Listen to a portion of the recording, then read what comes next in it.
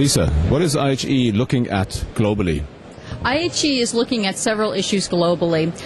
The industry has moved beyond mostly to the idea that adopting technology is a good idea. I mean, that's something that's been being supported and pushed for over a decade. Now that that message is out there, what IHE is focusing on is the smart uptake and use of health IT. It's not enough to have the technology, and I'm sure people in your audience can appreciate that. Having a computer doesn't get the job done. What we're looking at is how do you use technology in a meaningful way at the point of care to really reduce rates in medical errors, to improve the rate of clinical trials. There's a number of benefits from using health IT, and that's really what we're focused on now, is how do you use it and get the most out of it.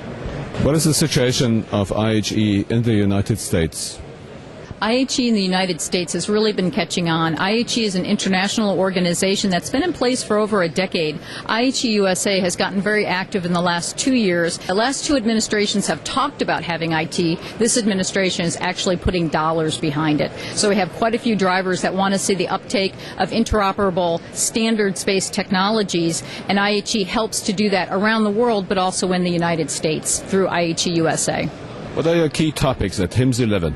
This year, it really is that same kind of a topic, which says now that the idea of purchasing technology in the clinical space has really been accepted. Now we're looking for IT managers, clinical engineers, clinicians, really anybody in the healthcare community to figure out how can they do their jobs better, more productively, making intelligent use of health IT. So this HIMSS11 is really about connecting people and technology for progress, whether you're a clinician, whether it's public health, or maybe it's the World Health Organization looking at leveraging medical technologies around the world. That's what we're looking at, is helping the adoption of health IT in a smart and effective manner.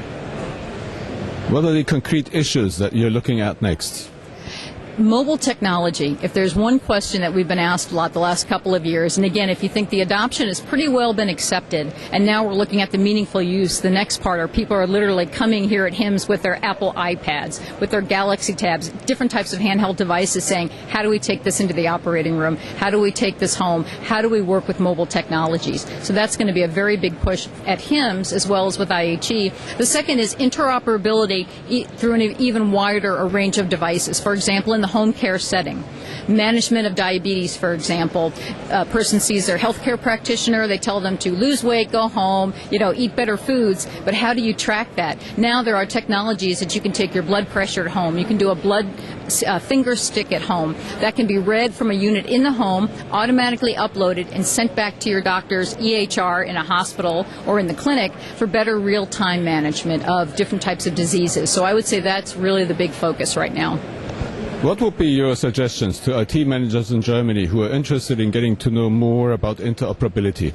I love talking to IT managers. That's really my favorite audience, because you've got clinicians who get all the press, or maybe CEOs. The people that actually make the technologies work are the IT managers. So we would encourage them to look to their own professional societies for education and training. There are a number of programs that HIMSS sponsors, that IHE sponsors for education and training.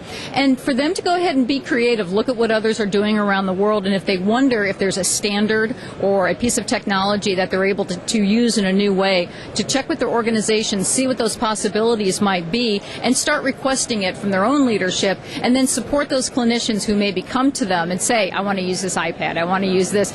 Work with them and see what they can make happen. It's the IT managers who are going to make this successful.